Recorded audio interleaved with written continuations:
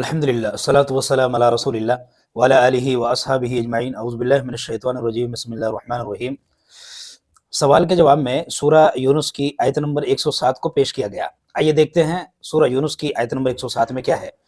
اللہ رب العالمین نے فرمایا اعوذ باللہ من الشیطان الرجیم بسم اللہ الرحمن الرحیم وَإِن يَمْسَسْكَ اللَّهُ بِضُرٍّ فَلَا كَاشِفَ لَهُ إِلَّا هُوَ وَإِن يُرِدْكَ بِخَيْرٍ فَلَا رَادَّ لِفَضْلِهِ يُصِيبُ بِهِ مَن يَشَاءُ مِنْ عِبَادِهِ وَهُوَ الْغَفُورُ الرَّحِيمُ۔ رسول اکرم صلی اللہ علیہ وسلم نے جب لوگوں کو دین کی دعوت دی، دعوت اللہ ان کے سامنے پیش کی، ایک اللہ کی طرف لوگوں کو بلایا، لوگوں کے سامنے اس بات کو رکھا کہ اے لوگو، عبادت کے لائق تو صرف اور صرف اللہ ہی ہے، اللہ رب العالمین کے علاوہ کوئی اور ایسا نہیں ہے جس کی عبادت کی جائے۔ اے لوگو، تم لا الہ الا اللہ کہہ دو، کامیاب ہو جاؤ گے۔ جب رسول اکرم صلی اللہ علیہ وسلم نے یہ دعوت لوگوں کے سامنے رکھی تو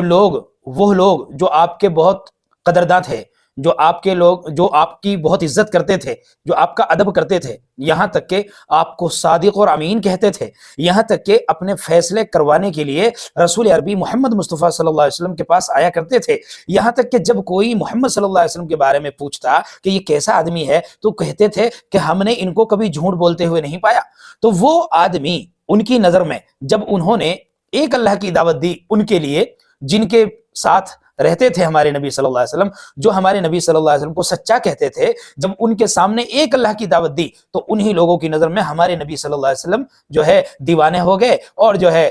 جادو والے ہو گئے، اور جو ہے شاعر ہو گئے، اور آپ کو طرح طرح کی بات کہنے لگے، اور کہنے لگے کہ یہ تو ہمارے درمیان جو ہے ہمارے اندر اتحاد تھا، اتفاق تھا، اس نے تو ہمارے گھروں کو توڑوا دیا، اس نے تو ہمارے گھروں میں تفرقہ ڈال دیا،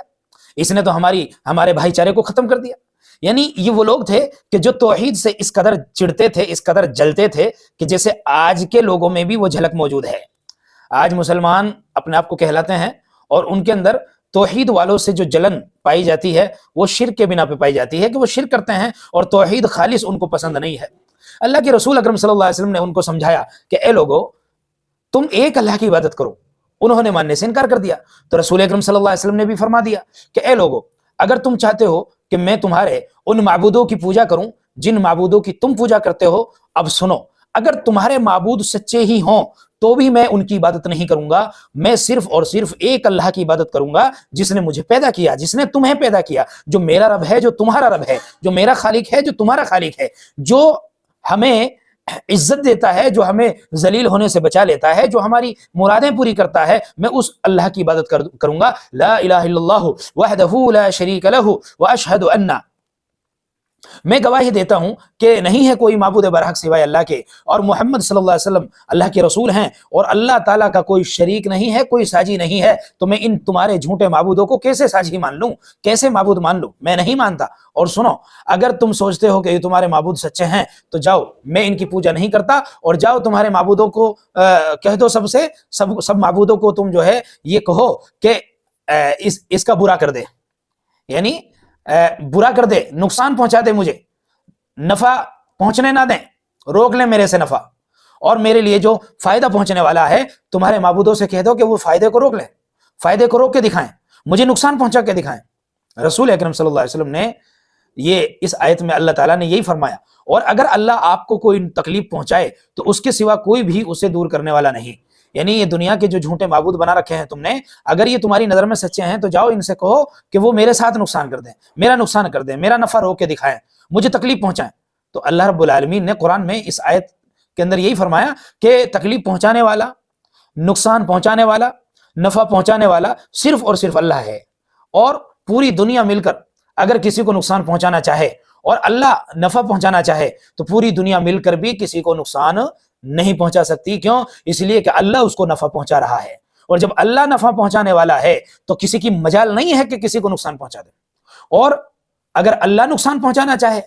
اور پوری دنیا مل کر نفع دینا چاہے تو اللہ فرما رہا ہے کہ پوری دنیا مل کر بھی اس کو نفع نہیں دے سکتی۔ کیوں؟ اس لیے کہ اللہ اس کو نقصان پہنچا رہا ہے۔ تو نفع نقصان کا مالک اللہ ہے، اللہ کے علاوہ کوئی اور نہیں ہے جو نفع نقصان کا مالک ہو۔ اللہ رب العالمین نے فرمایا کہ اور اللہ آپ کے ساتھ کسی بھلائی کا ارادہ کرے تو کوئی بھی اس کے فضل کو رد کرنے والا نہیں ہے، کوئی بھی اس کے فضل کو رد کرنے والا نہیں ہے۔ اللہ تعالیٰ اگر کسی کے ساتھ بھلائی کرے تو کوئی بھی اس کے ساتھ برا نہیں کر سکتا، اور اگر اللہ کی طرف سے برائی آ جائے تو پھر کوئی اور نہیں ہے جو اس کو بھلائی کرے اس کے ساتھ. وہ اپنے بندوں میں سے جسے چاہتا ہے اپنے فضل سے نوازتا ہے. اللہ تعالیٰ جسے چاہتا ہے اپنے فضل سے نوازتا ہے اور وہ بہت بخشنے والا نہایت رحم کرنے والا ہے. تو اللہ رب العالمین بہت بخشنے والا ہے اور نہایت رحم کرنے والا ہے. تو ان تمام باتوں میں یہی ہمیں پتہ چلا کہ اللہ کی توحید کو مانو, اللہ کی وحدانیت کو مانو, اللہ رب العالمین کی ربوبیت کو مانو, پیدا کرنے میں, جلانے میں, مارنے میں, اولاد دینے میں, بارش برسانے میں, اور جو ہے خوشحالی لانے میں, اور تکلیف دینے میں, مصیبت دینے میں, خوشی دینے میں, اور سکون دینے میں.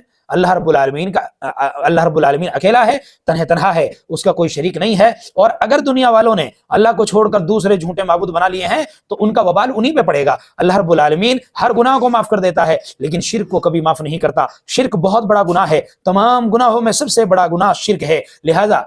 توبہ کر لو اللہ سے, معافی مانگ لو اللہ تعالیٰ سے, کیونکہ اللہ اتنا کریم ہے, اتنا رحیم ہے, اللہ اتنا رحمان ہے کہ اگر آدمی کو احساس ہو جائے, اگر آدمی کو یہ تڑپ پیدا ہو جائے کہ میں اب تک جو زندگی گزار رہا تھا میں غلط گزار رہا تھا, مجھے میری زندگی ایک اللہ وحدہ لا شریک کے لیے گزارنی چاہیے,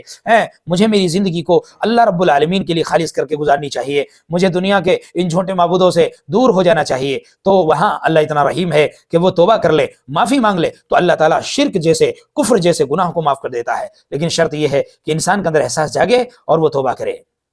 تمام باتوں کا خلاصہ یہی نکلا کہ اللہ کی توحید کو مانو, اللہ کی ربوبیت, اللہ کی الوہیت, اللہ کا اسماء و صفات, جیسے اللہ اور اس کے رسول نے حکم دیا ہے ایسے ہی مان لو, اسی میں کامیابی ہے. السلام علیکم ورحمۃ اللہ وبرکاتہ.